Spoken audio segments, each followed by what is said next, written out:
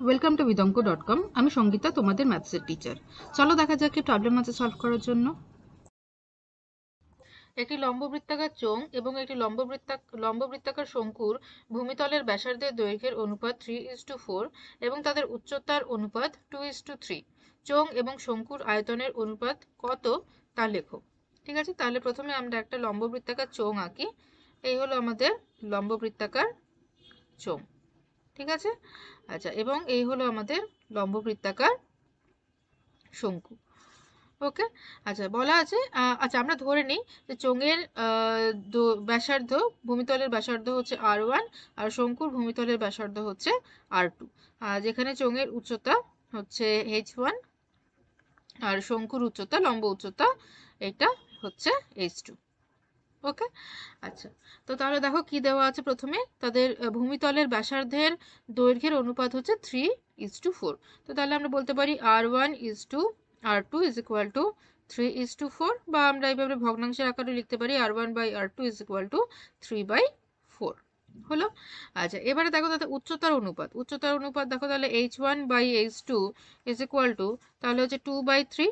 ওকে, তো এটা আমি 1 নম্বর দিলাম আর এটা আমি 2 নম্বর দিলাম।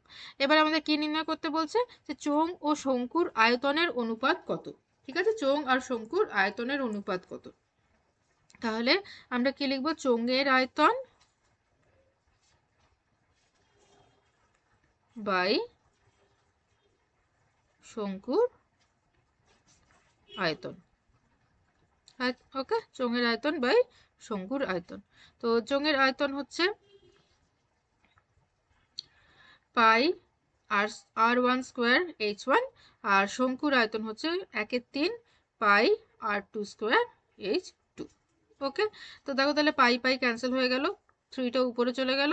তো এখানে হচ্ছে r1/r2 এর হোল স্কোয়ার ইন্টু h1/h2।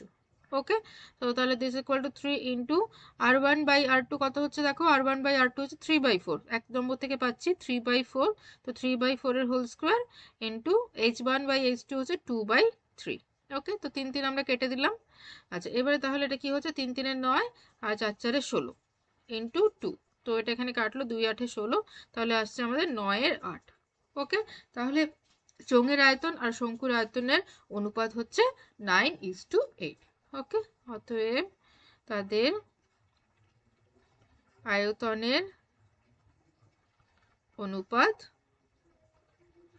হচ্ছে 9:8। Okay, so this is our answer then. Thank you for watching vidonko.com। অঙ্কের আরও প্রবলেম এবং সলিউশনের জন্য আমাদের ওয়েবসাইট অবশ্যই ব্রাউজ করো।